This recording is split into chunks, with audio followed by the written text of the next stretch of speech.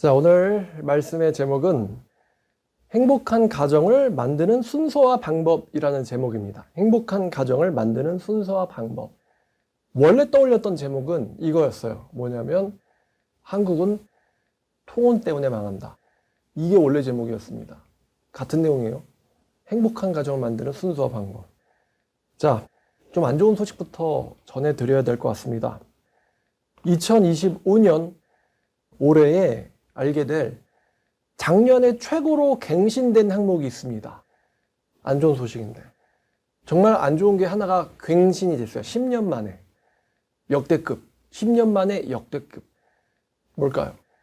출산율? 출산율은 재작년이 최악이었어요. 0.68이었다가 자, 뭐냐면 자살률입니다. 지금 이제 2025년 2월인데 제가 어저께도 한번 통계청에 들어가 봤거든요. 얘네들이 일을 아직 안 했는데 12월 달 자살자가 완전히 개수가 안 끝났어요. 12월 달 자살자가 개수가 안 됐는데 11월까지 개수된 것으로는 아마 예상되는 게 2024년 자살률이 역대 최고입니다. 여태까지는 보통 13,000명 정도가 이제 죽었는데 이번에는 거의 확실시됩니다. 14,000을 넘습니다. 14,000명을 확실하게 넘은 걸로 예상돼요. 365로 나누면 하루에 한 39명, 대략 40명이 하루에 자살로 죽습니다.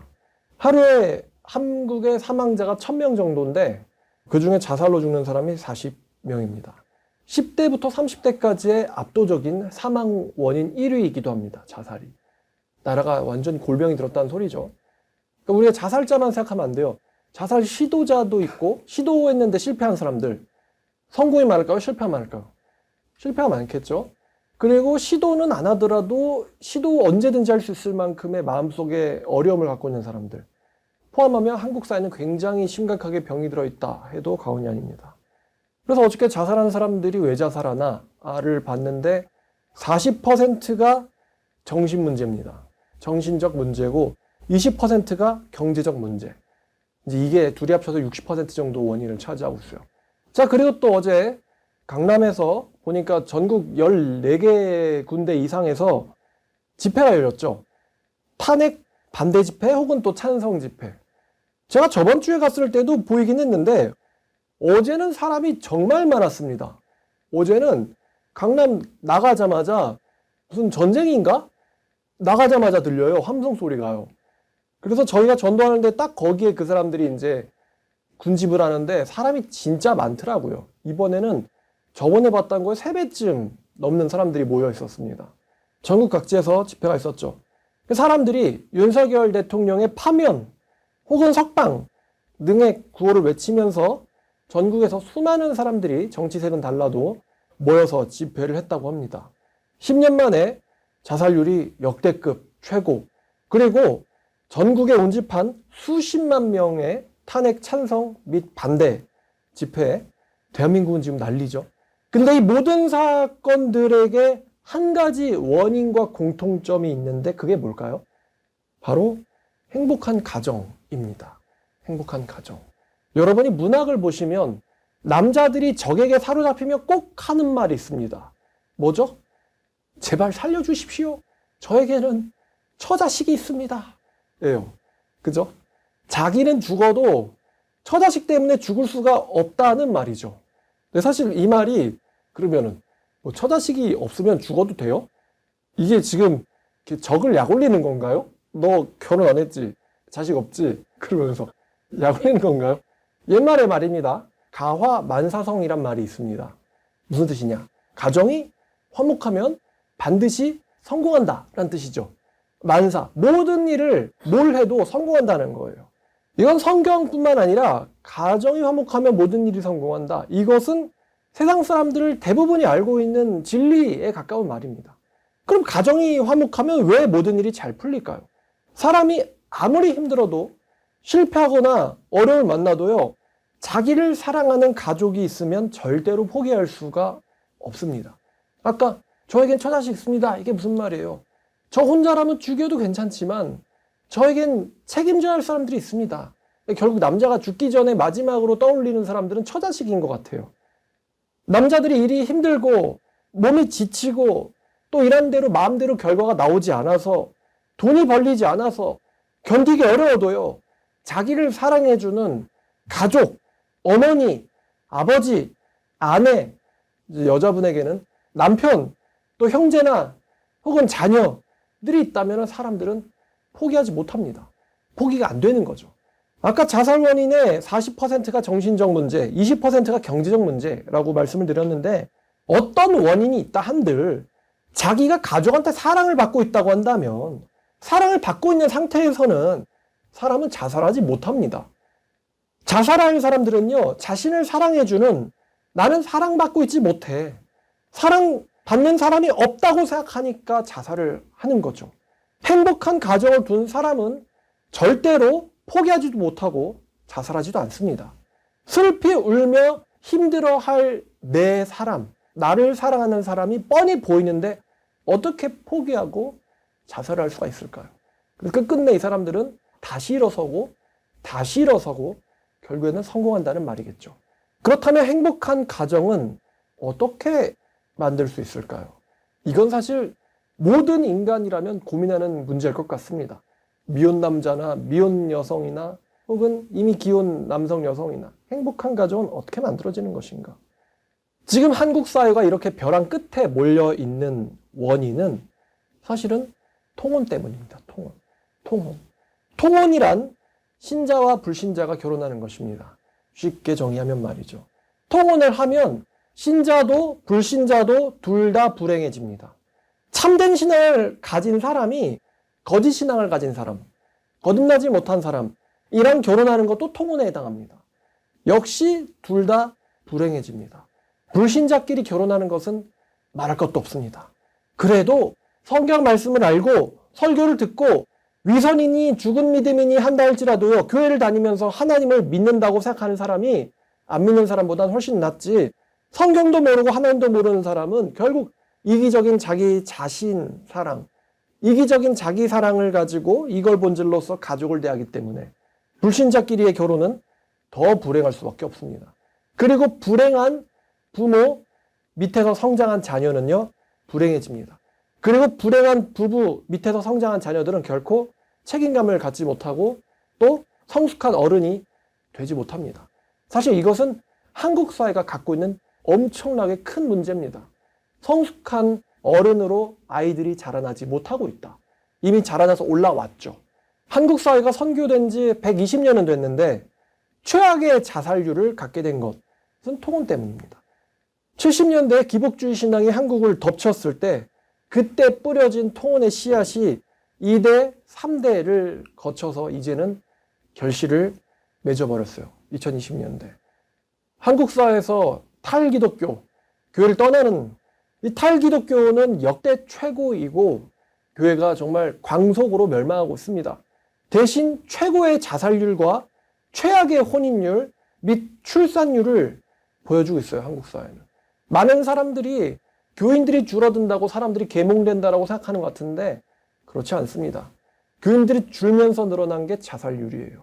사실 하나님을 버린 인간은 절대 강해질 수가 없죠. 자, 예레미야 7장 34절입니다. 서해가 망하기 전에 뭐가 없어지냐? 그때에 내가 유다 성읍들과 예루살렘 거리에 기뻐하는 소리, 즐거워하는 소리, 신랑의 소리, 신부의 소리가 끊어지게 하리니 땅이 황폐하리라.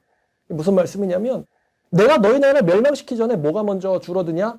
혼인율이 줄어든다는 이야기예요. 신부의 소리, 신랑의 소리, 그리고 즐거워하는 하객 소리가 없어질 것이다. 그리고 나서 땅은 황폐하게 될 것이다. 사회가 망하기 전에 일어나는 현상이 바로 혼인율이 감소하는 것입니다. 남녀는 서로 갈등하겠죠. 신랑, 신부의 소리가 끊어진다. 이게 이제 멸망 직전에 일어나는 징조예요. 자, 근데 신명기 7장을 보면 신명기 7장 1절부터 4절까지. 자, 이거 한번 읽어본 적이 있는데요. 하나님께서 통혼해도 된다고 하셨어요? 절대 하지 말라고 하셨어요. 네 하나님 여호와께서 너를 인도하여 네가 가서 차지할 땅으로 들으시고 네 앞에서 여러 민족 헷, 기르가스, 아모리, 가나안, 브리스, 히위, 여부스 족속 곧 너보다 많고 힘이 센 7 족속을 쫓아내실 때에 네 하나님 여호와께서 그들을 네게 넘겨 너를 네게 치게 하시리니 그때 너는 그들을 진멸할 것이라. 그들과 어떤 언약도 하지 말 것이요 그들을 불쌍히 여기지도 말 것이며 또 그들과 혼인하지도 말지니 네 딸을 그들의 아들에게 주지 말 것이요 그들의 딸도 네 며느리로 들이지 말 것은 그가 네 아들을 유혹하여 그가 여호와를 떠나고 다른 신들을 섬기게 하므로 여호와께서 너에게 진노하사 갑자기 너희를 멸하실 것임이라. 오직 너희가 그들에게 행할 것이 이러하니 그들의 제단을 헐며 주상을 깨뜨리며 아세라 목상을 찍으며 조악한 우상들을 불사를 것이니라. 여기까지입니다.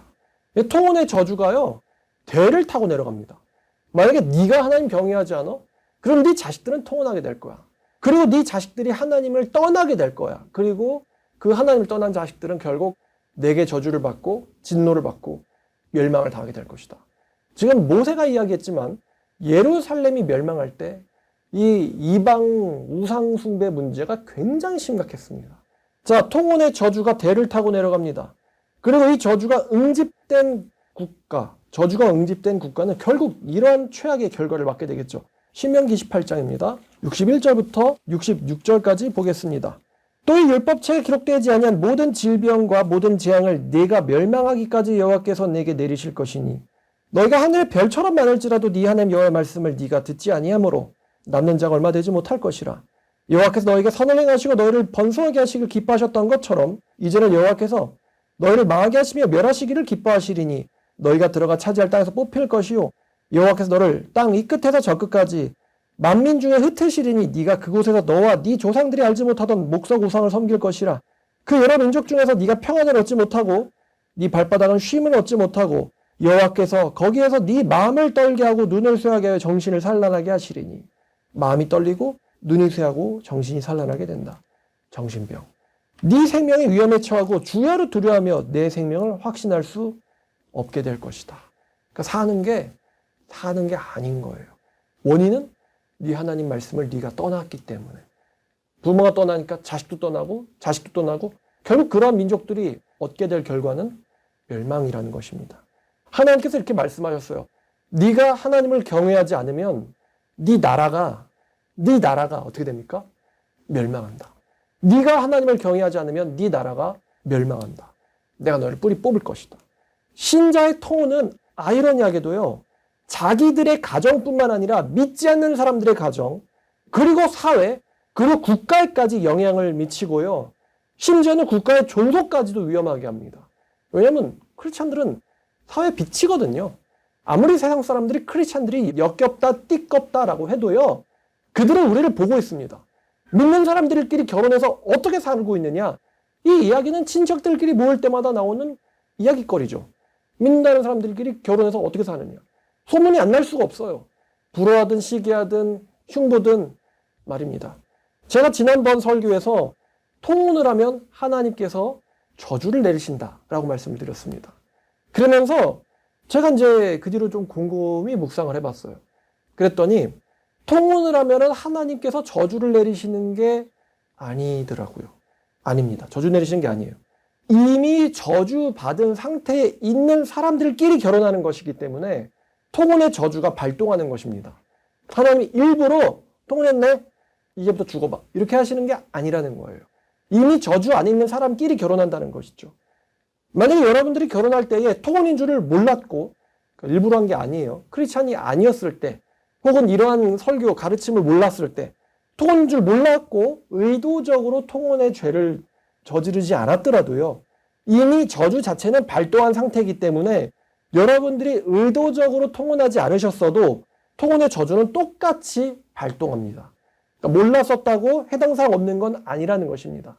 알고 저지르면은 더 세게 저주가 발동하는 것이고 모르고 저질러도 발동하는 건 똑같습니다. 가정에 불화가 생기고 성장하는 아이는 비뚤어지고 가족 중에 사이비에 빠지고 가족 구성원 중에 뭔가에 중독된 사람이 나오고 결국에는 화목한 가정은 파괴되고 가족 각 구성원들 개인은 불행해지고 그리고 이 통혼의 저주가 끊임없이 반복돼서 가족 구성원들 사이에서 작동하는 것. 그렇다면 우리는 이 통혼의 저주를 막기 위해서 어떻게 해야 할까요? 그리고 이미 결혼을 한 사람들은 어떻게 통혼의 저주의 악화를 막고 행복한 가정을 만들 수 있을 것인가요? 성경에서 가장 축복받은 가정을 이룬 사람 중에 하나가 바로 다윗일 것입니다. 비록 다윗의 인생이 완벽하지는 않지만 성경 전체에서 다윗만한 남자는 찾기 힘듭니다. 오죽하면 하나님께서 다윗의 집이란 표현 쓰시잖아요. 다윗의 인생은 아주 유명하기 때문에 우리가 다윗에 대한 성경을 일일이 다 찾아보지는 않을 것입니다. 그러나 다윗의 인생 중에 분기점이 될 만한 사건을 우리는 골라서 보고자 합니다. 다윗의 인생에서 분기점을 될 만한 사건. 양을 치다가 골리앗을 죽인 사건. 첫 번째. 그리고 왕의 신하가 된 사건. 오늘로 치면은 장차관 정도 해당하겠죠. 그리고 도망자가 되어서 도망다니던 시절. 그리고 드디어 왕으로 등극한 사건. 그리고 그 이후에 행복한 가정을 이루고 살던 시기. 자, 첫 번째. 다윗이 양을 치고 골리앗을 죽였던 시기에서 다윗이 가장 중요하게 생각했던 가치는 무엇이었을까요? 자기 목숨일까요? 하나님일까요? 골리앗과의 싸움에서. 사무엘상 17장 44절 보겠습니다. 그 블레셋 사람들이 다윗에게 이르되 내게로 오라. 내가 네 살을 공중에 세워 들짐승들에게 주리라 하는지라. 다윗이 블레셋 사람에게 이르되 너는 칼과 창과 단창으로 내게 오거니와 나는 만군의 여호와의 이름 곧 네가 모독하는 이스라엘 군대의 하나님의 이름으로 내게 나아가노라. 자, 다윗이 가장 중요하게 여겼던 게 뭘까요? 이 시대. 자기 목숨이에요? 아니면 여호와 하나님이에요? 여호와 하나님이었어요. 우리의 하나님의 이름을 더럽혀? 이게 다윗이 참전하게 된 이유입니다. 자, 두 번째. 다윗이 왕의 신하로 있을 때에 다윗이 중요하게 여겼던 건 무엇이었을까요? 권력이었을까요? 아니면 하나님이었을까요? 자, 사무엘상 18장입니다. 23절. 사울의 신하들이 이 말을 다윗의 귀에 전하매 다윗이 이르되 왕의 사위 되는 것이 너희에겐 작은 일로 보느냐? 나는 가난하고 천한 사람이라 한지라. 그러니까 왕의 사위 될래? 그랬더니 거절을 한 거예요. 자, 세 번째. 다윗이 도망하던 시기에 다윗이 중요하게 여겼던 게 뭘까요? 자기의 생존일까요? 아니면 하나님일까요? 자, 사무엘상 26장입니다. 26장 9절. 다윗이 아비새에게 이르되 사울을 죽이지 말라. 누구든지 손을 들어 여호와의 기름 부음 받은 자를 치면 죄가 없겠느냐 하고. 생존이에요? 하나님이에요? 하나님이었습니다. 자, 그럼 네 번째. 왕이 된 다윗에게 중요한 게 뭘까요?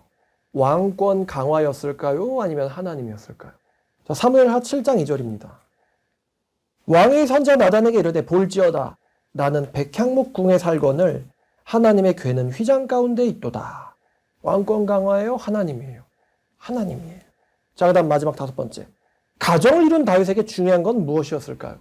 가족의 복이었을까요? 아니면 하나님이었을까요? 자, 사무엘하 24장 17절입니다. 24장 17절. 다윗이 백성을 치는 천사를 보고 곧 여호와께 아뢰어 이르되 나는 범죄하였고 악을 행하였거니와 이 양무리는 무엇을 행하였나이까? 차오건대 주의 손으로 나와 내 아버지의 집을 치소서 하니라. 엄청난 기도를 하죠. 자, 언제나 다윗은 하나님이 먼저였어요. 그렇죠? 언제나 이 사람에겐 하나님이 먼저였습니다.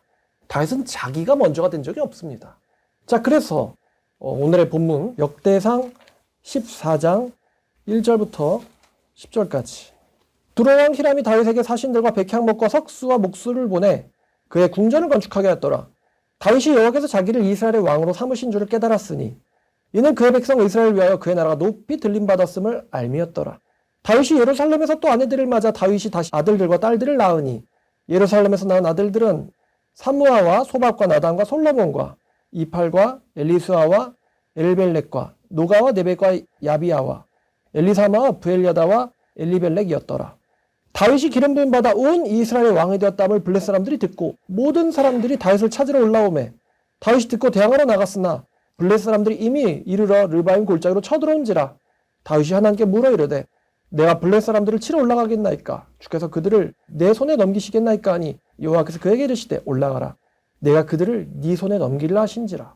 온 나라가 심지어 적들도 하나님께서 다윗과 함께 하고 계시다는 것을 자기도 알고 자기 국민들도 알고 적들도 알고 있습니다. 뭐를 해도 지금 뭐예요? 이 사람 상태가 승승장구예요. 여호와가 그를, 자, 마지막 절 17절이죠. 다윗의 명성이 온 세상에 퍼졌고 여호와께서 모든 이방 민족으로 그를 두려워하게 하셨더라. 그러니까 다윗이 하나님과 함께 계시는 성공하는 사람이야. 이거를 온 세상 사람들이 다 알았대요. 지금 우리가 미국 보듯이 뭐 무슨 트럼프 대통령이 잘 끝낼까, 뭐 일론 머스크의 끝은 얼마일까, 어떻게 될까, 우린 조금 불안하거든요. 근데 다윗은 그렇지 않았어요. 이 사람은 여호와와 함께 하심이 확실하다. 이런 상태에서 왕이 되고 아내들을 맡고 아들을 낳고 또 나가서 무엇을 하든지 승승장구합니다. 이러한 행복을 누릴 자격이 있을 만하죠. 자, 다윗은 언제나 여호와와 함께 있었고 또 여호와께서 다윗에게 복을 주셨고요. 다윗이 원래 처지가 따돌림 받던 이새의 막내 아들이잖아요. 이새의 아들들 중에 왕따를 당했지 않습니까? 근데 이 왕따 당하던 막내 아들 다윗이 대가족을 이루었습니다. 비록 압살롬이라고 하는 사람한테 가려서 자세하게 나오진 않지만 다윗은 분명히 행복한 가정을 누렸을 겁니다. 다윗의 아내들 중에 굉장히 훌륭한 아내들이 있지 않습니까? 행복한 가정 생활, 현명한 아내, 지혜로운 아내, 그리고 귀엽고 똑똑한 자기 자녀들이 자라나는 모습들, 이런 것들을 보면서 남자로서 느낄 수 있는 굉장한 행복들을 다윗은 분명 누렸을 겁니다. 자, 여러분에게 질문이 있습니다. 다윗은 성경을 매우 많이 읽었던 인물입니다. 그러면 다윗이 성경을 많이 읽기 시작하던 시기는 언제부터였을까요? 아까 5가지의 사건들이 있었죠. 골리앗 죽였을 때, 왕의 신하가 되었을 때, 도망자가 됐을 때, 왕이 됐을 때, 행복하게 가정을 이루었을 때. 이 5가지 중요한 사건들 중에서 다윗이 성경을 열심히 읽기 시작하던 시기는 언제였을까요? 답은 1번 이전부터입니다.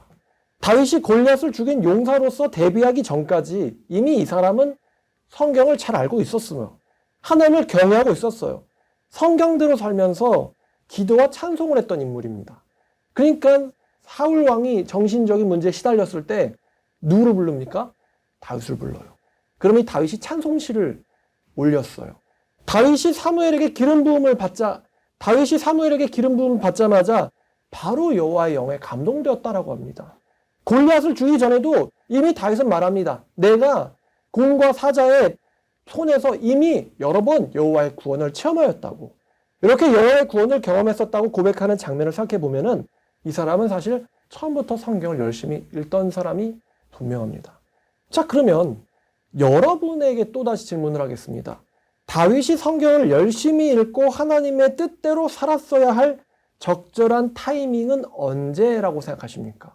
자, 1번 골리앗을 죽이고 나서, 아마 이때부터 열심히 성경을 읽었다라고 한다면 아마 이미 이전에 골리앗한테 죽었을 겁니다. 2번 왕의 신하로 일하고 나서, 아마 그때부터 성경을 읽기 시작한다면 이미 이 사람은 사울의 신하들한테 암살당했을 겁니다. 3번 도망자로 지내던 시기에 아마 그때부터 성경을 열심히 읽었다면 분명 사울에게 잡혀서 죽었겠죠. 4번째, 즉위한 이후부터 성경을 열심히 읽기 시작했다면 아마 나라가 내전에 시달려서 전쟁 나서 결국 나라가 망했을 겁니다. 5번째, 행복한 가정을 이루고 나서부터 성경을 열심히 읽기 시작한다면 아마 모든 가정을 잃어버리고 풍비박산이 났을 겁니다. 자, 다시 한국으로 돌아와서 지금 온 나라가 난립니다. 나라가 넘어간다. 나라가 없어진다. 민주주의를 되찾아야 한다. 온 나라가 난리예요. 근데 정작 대통령은 감옥에서 성경을 읽기 시작했습니다. 윤석열 대통령이 검사가 되고 김건희 씨와 결혼을 하셨고 검찰총장이 되셨고 대통령이 되셨고 지금은 어디 계세요? 감옥에 계십니다. 교도소에. 질문 드릴게요. 이분이 어느 타이밍부터 성경을 열심히 읽었어야 된다라고 생각하십니까? 하나님의 말씀을 알고 하나님의 영을 받아서 하나님을 사랑하고 하나님을 두려움으로써 공직자가 되고 결혼을 하고 검찰총장이 되고 대통령직을 수행한다. 그러면 그랬어도 지금처럼 됐을까요? 여러분은 윤석열 대통령이 처음부터 하나님을 경외하고 사랑하는 인생을 살았더라도 지금처럼 많은 국민들이 길거리에 나가서 고생하게 되는 일이 일어났을 거라고 생각하십니까? 하나님 경외해봤자 다 소용없고 다 감옥 가고 여러분들은 길에서 고생하고 라고 생각하십니까? 하나님 경외도 소용없다. 아마 절대 그렇게 생각하시지 않을 겁니다. 윤석열 대통령은요, 여러분에게 표지 같은 사람이에요. 많이 제가 언급드렸던 구하라 씨든 이선균 씨든 어느 유명인을 보아도 마찬가지입니다. 그런 사람들의 인생이 승승장구하기 전에, 연예인이 되기 전에, 가수가 되기 전에, 연기자가 되고 배우가 되기 전에 그가 먼저 하나님을 알았더라면, 그가 여호와의 말씀을 알고 여호와의 말씀을 주야로 묵상하는 삶을 살았더라면 분명 그들의 인생은 달라졌었을 겁니다. 시편 1편입니다. 복 있는 사람은 악인들의 꾀를 따르지 아니하며 죄인들의 길에 서지 아니하며 오만한 자들의 자리에 앉지 아니하고 오직 여호와의 율법을 즐거워하여 그의 율법을 주야로 묵상하는도다. 그는 시냇가에 심은 나무가 철을 따라 열매를 맺으며 잎사귀가 마르지 아니함 같으니 그가 하는 모든 일이 다 형통하리로다. 그러나 악인들은 그렇지 아니하며 오직 바람에 날리는 겨와 같도다. 그러므로 악인들은 심판을 견디지 못하며 죄인들이 의인들의 모임에 들지 못하리로다. 무릇 의인들의 길은 여호와께서 인정하시나 악인들의 길은 망하리로다. 하나님을 경외하면 하나님께서 자신을 사랑하는 사람에게 최고의 선물, 바로 행복한 가정을 주십니다. 그리고 하나님을 경외하는 타이밍은 빨라야 합니다. 시편 119편을 보겠습니다. 119편 제일 긴 시죠. 9절, 10절. 청년이 무엇으로 그의 행실을 깨끗하게 하리이까? 주의 말씀만 지킬 따름이니이다. 내가 전심으로 주를 찾았사오니 주의 계명에서 나를 떠나지 말게 하소서. 내가 주께 범죄하지 아니하려 하여 주의 말씀을 내 마음에 두었나이다. 찬송을 받으실 주 여호와여, 주의 율례들을 내게 가르치소서. 주의 입에 모든 규례들을 나의 입술로 선포하였으며 내가 모든 재물을 즐거움같이 주의 증거와 도를 즐거워하였나이다. 9절에 누구한테 하는 말입니까? 청년에게. 시편 119편은요. 하나님을 경외해야 되는 그 타이밍이 청년의 때여야 한다고 말하고 있습니다. 내가 전심으로 주님의 계명을 10절 주를 찾았사오니 주의 계명에서 떠나지 말게 하소서. 네가 취업하기 전에, 네가 성공하기 전에, 네가 결혼하기 전에, 네가 아이를 낳기 전에 너는 하나님을 전심으로 찾고 그의 계명을 지키며 그의 계명 안에서 거해야 하고 살아야 한다 라고 성경은 이야기하고 있습니다. 여러분 생각해 보십시오. 하나님을 경외하는 사람이 건성으로 일하겠습니까? 요셉 보세요. 다니엘 보십시오. 불신자가 상사라고 잘못되거나 망합니까? 오히려 불신자들이 보고는 깜짝 놀랍니다. 하나님을 경외하고 사랑하는 자가 아무나랑 결혼하겠습니까? 아까 다윗이 사울 딸을 피하잖아요. 왕의 딸인데, 공주인데. 왜요? 다윗과 사울의 딸들은 보는 곳이 달라요. 보는 곳이 다르단 말입니다. 다윗이 아비가일을 만났을 때 깜짝 놀랍니다. 이 여자는 그냥 시골에서 양치고 있을 여자가 아니다. 다윗이 어떤 사람으로서 하나님께 불림받았고 사명을 가진 사람인지 정확하게 알고 있어요. 아비가일이. 이 여자는 양칠 여자가 아니야. 근데 반대로 공주인데 이 사람은 옆에 있을 수 있는 사람이 아니다. 정확하게 합니다. 하나님을 경외하는 자가 생각 없이 대통령직을 수행할까요? 제가 사진으로 가져올까 말까 고민했는데 트럼프 대통령이 이번에 취임할 때 성경책 몇 권 가져왔다고요? 2권 가져왔어요. 하나는 링컨 성경, 다른 하나는 자기 어머니가 1953년에 주었던 엄마가 주신 성경. 그 성경을 미국 전통인 것 같은데 누가 들어요? 부하가 듭니까? 누가 성경을 들까요? 아내가 듭니다. 성경을 들어줘요. 누가? 아내가. 그 위에 손은 누가 올려요? 대통령이, 내가. 그러면 성경을 들어주는 그 아내라는 것은, 그리고 성경 위에 손을 올리는 남편이라는 것은 그런 사람들끼리 결혼을 하고 그런 사람들끼리 가정을 만든다면 그 사람들이 가정 운영도 성경적으로 하게 해왔으니까 나라 운영도 하나님 앞에서 하겠다는 거 아닐까요? 그러니까 성경에 손 얹고 선서하는 거겠죠. 성경에 손을 얹고 나는 미국 헌법을 지킬 것이고 사랑할 것입니다. 참 멋있는 장면인 것 같은데 하나님 경외하는 사람이 과연 생각 없이 대통령직을 수행하겠냐 이것입니다. 제발 우리나라에 하나님을 너무나도 사랑했던 그럼 대통령이 한 번이라도 났으면 좋겠다.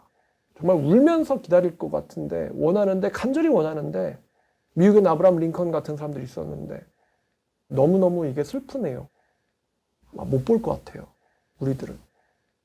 하나님을 경외하고 하나님의 계명 안에 거하는 것. 시편 119편 10절에 나왔듯이요. 내가 주의 계명에서 떠나지 않게 하소서. 하나님의 계명 안에 거하는 것은 인생의 첫 번째 단추입니다. 첫 번째 단추예요. 첫 번째 단추를 제 구멍에 못 끼면요, 나머지 인생의 모든 플랜이 다 꼬여버립니다.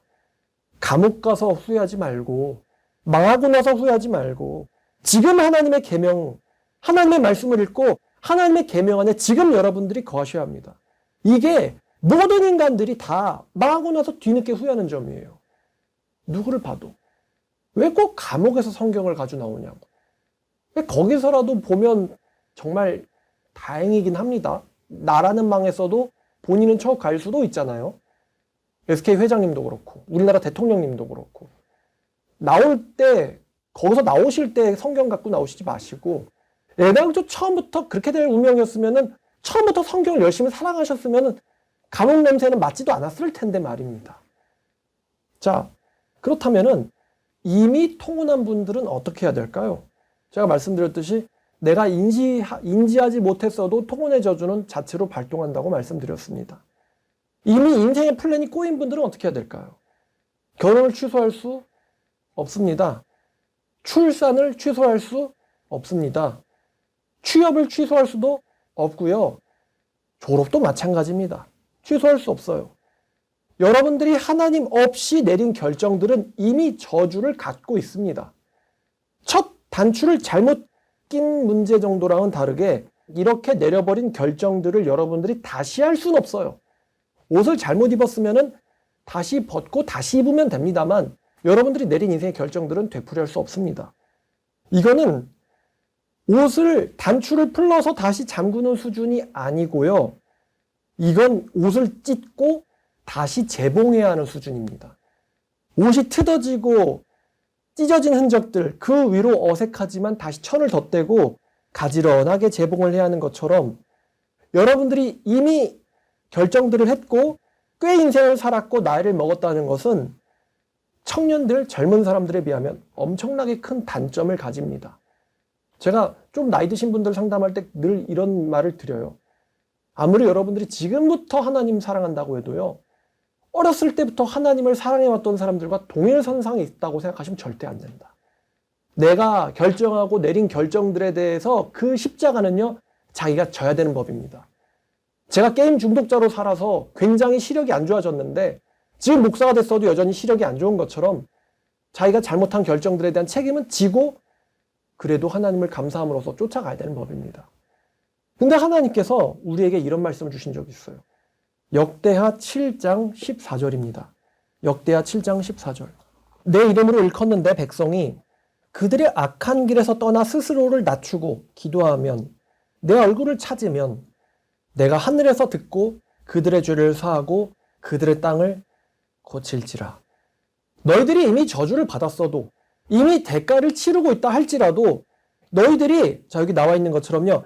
악에서 떠난다면 그리고 너희들이 스스로를 낮춘다면 그리고 내게 기도하고 내 얼굴을 찾는다면 내가 하늘에서 너희들의 기도를 들을 것이다.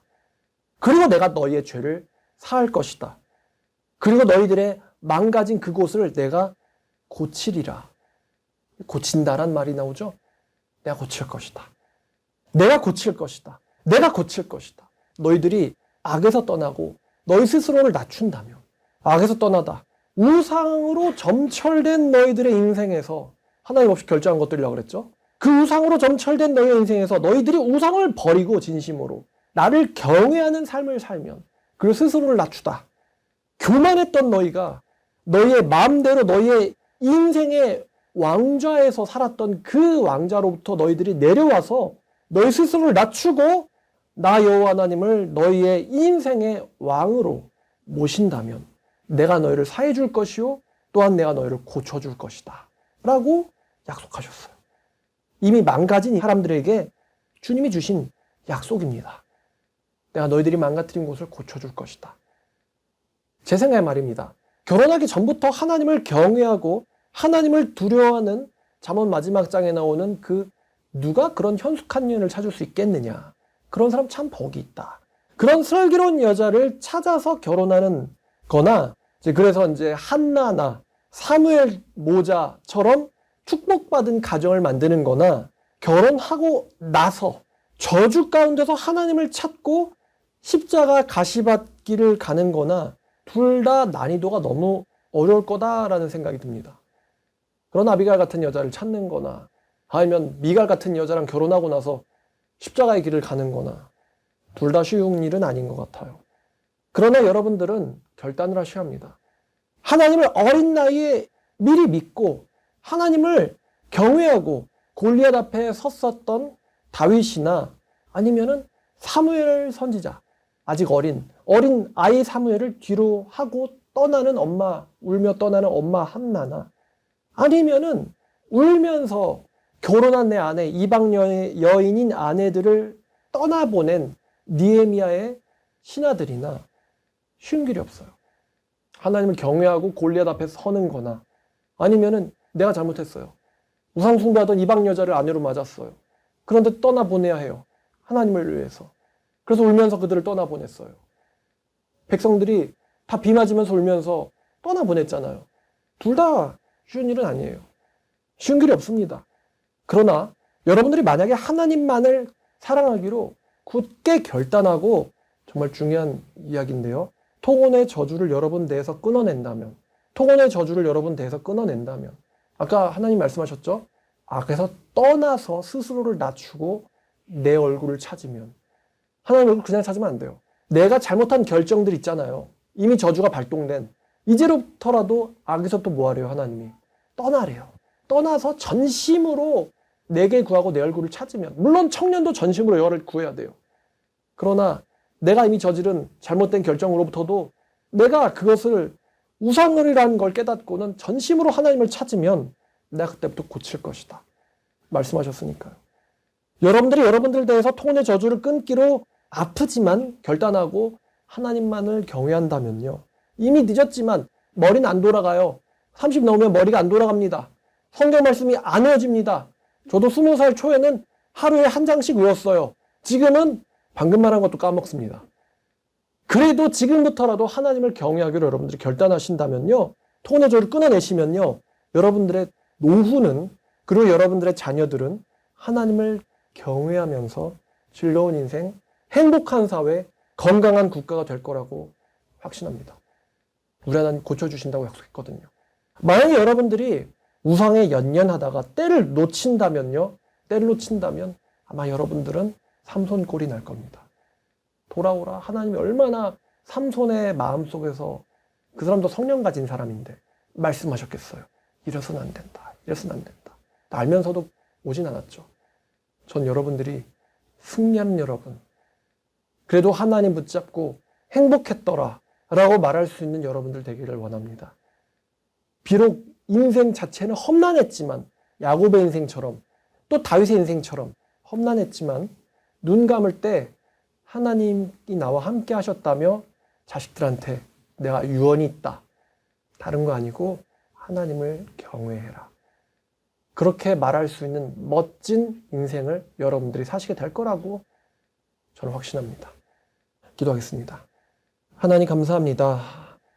우리 한국이 50년 전부터 하나님께서 하지 말란 결혼들을 했고 결정들을 해왔고 하나님 없이 공부하고 하나님 없이 대학 가고 하나님 없이 취업하고 하나님 없이 결혼하고 하나님 없이 직장에 들어가서 하나님 없이 대통령도 하고 굉장히 많은 어려움들을 스스로가 만들어버렸습니다. 주님 우리나라 불쌍하게 여겨주시고 특히나 우리 각 개인 하나님의 말씀 이제라도 듣고자 하는 하나님의 청년들, 하나님의 사람들 주께서 불쌍히 보아 주시옵소서. 이제부터라도 하나님 말씀을 듣고자 합니다. 이제부터라도 하나님을 전심으로 찾고자 합니다. 이제부터 하나님의 얼굴을 보고자 합니다. 주님 스스로를 낮추고 악에서 떠나 하나님을 경외하고 사랑하는 우리들이 되게 해주시옵소서. 고쳐주시옵소서. 예수님의 이름으로 기도드렸습니다.